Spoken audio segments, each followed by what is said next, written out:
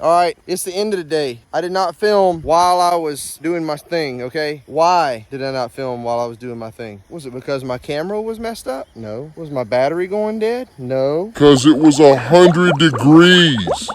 I'm not talking about it felt like 100 degrees. It was 100 degrees. It is hot. Y'all know what time it is.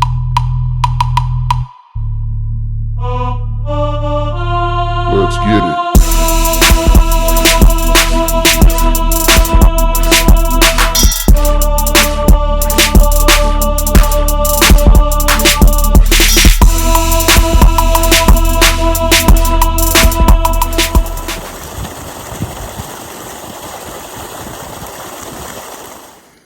What's up, YouTube? The water's flowing. We got another crawfish pond. Got about 10 acres here. So what we got going on here right now, all right, this was a duck impoundment and it had rice planted in it. Look at all that volunteer rice from last year. See, the water's not gonna get above that. That'll survive. You got some more right over here. Volunteer rice. There's patches of it all over this place.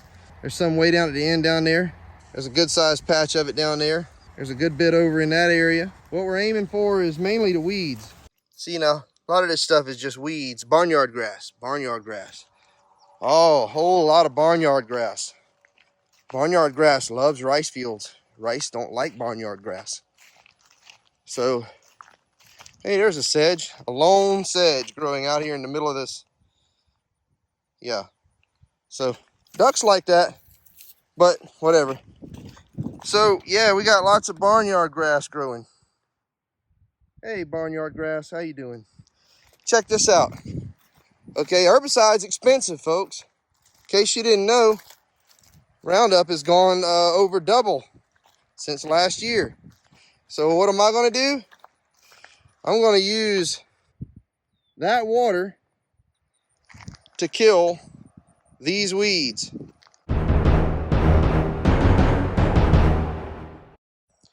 So look, we're planting this for ducks, right? We want to have a crop of rice, but it doesn't have to be pristine, okay? This ain't going to the rice mill. So what we're going to do is we're going to flood this whole place about 1.5 feet deep. That'll take care of the majority of these weeds. If I got to go deeper, I will, but 2 foot deep is about max I want to go, okay? Because we got to drain most of this off when I do that. We're going to kill this grass. So like a lot of semi-aquatic weeds, I should say, anything in that family, rice is really in that family. Until it was cultivated thousands of years ago, it was a weed. What we're going to do is we're going to flood this, and all this is going to go underwater. Well, let me tell you a little secret. See this grass? These types of grasses and a lot of these other weeds, pigweed, here's one, I'll show you that one in a minute.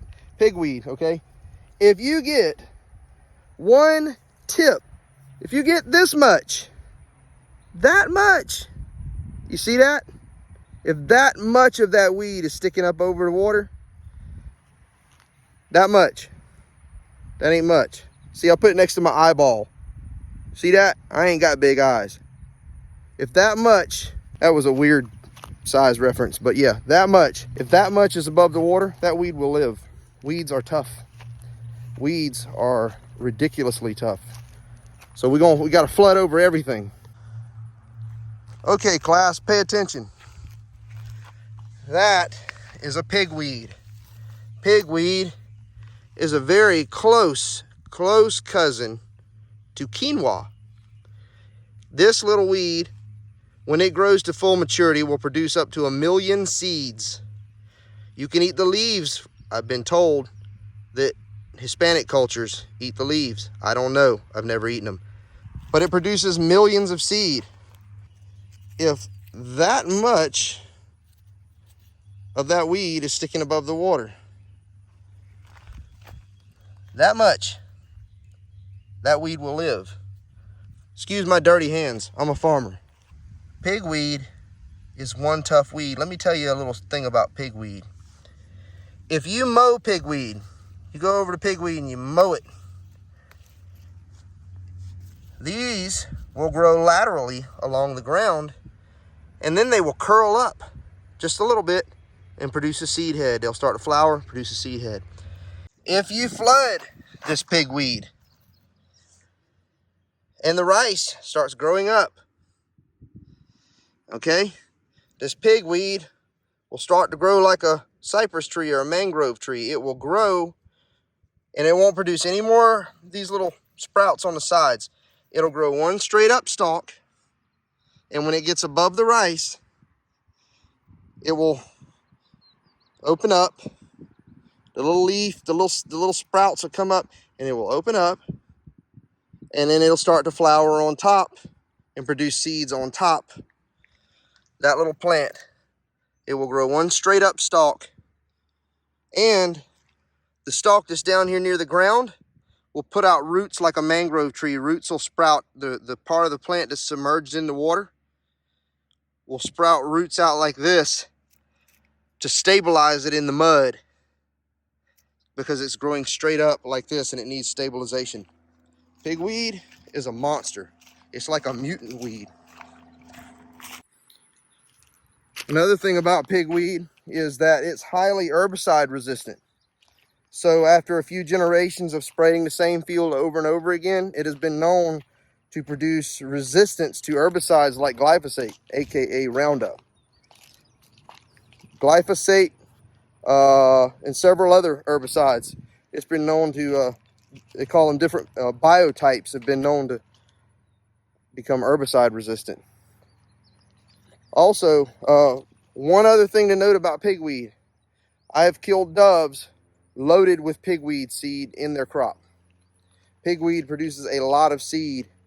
If you want to flood a field full of pigweed or plant a field full of pigweed for birds, be worth trying out. I haven't found anybody that wants to do that though, because everybody hates it so bad. It's like sesbania. I mean, what if you grew a whole field full of barnyard grass, pigweed, sesbania, and a bunch of other seed producing wild plants? I wonder what would happen. The ducks would show up. They'd eat it. Unfortunately, a lot of people don't know what in the world they're doing with that stuff, so they don't know how to manipulate the landscape to grow that. And then I'm sprinkling in some rice to give it a little boost. So yeah, all of this is going to be flooded over. We got a little patch of sedges right here. Going to get flooded over. Going to kill it. Going to kill it. We're going to come in here. Hey, look at here. Red swamp crawfish skull. I like to see that. That means there's plenty of them buried in the dirt, waiting to come out when I flood this field. So I'm going to flood this over. Keep it submerged. Come in here with a boat after all this is flooded over and all these weeds are dying. And I'm going to broadcast spread rice with a boat in about 2 foot of water, 18 inches to 2 foot of water. Then after about a week and a half, maybe 2 weeks, I'll come out here and scoop it up after about a week and a half and see how the rice is sprouting. After a week and a half, 2 weeks, we start taking the water off, slowly taking it off and letting the water come down to meet the rice. From that point, we just drain it on down, let the rice grow. Let it do its thing. Everything will be dead. It'll have a clean slate.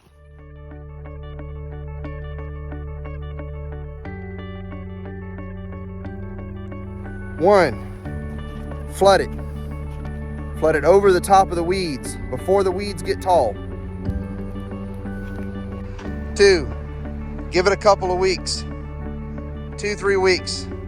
Give it time to thoroughly kill everything, or most everything. 3, come in here, spread rice with a boat. Put an ATV spreader mounted on the front. 100 pounds to the acre. 4, after about a week and a half, scoop your hand down in the water, skim up some rice seed, look at it. If it's sprouted, good. Give it a few more days. 5, week and a half to 2 weeks, lower the water down to meet the rice. You generally want to get it within 6 inches or less. And 6. Let the rice grow. And you should have a good crop of rice to duck hunt over. Not to mention, you'll have some surviving native weeds that also produce seed. The ducks ain't gonna mind that one bit.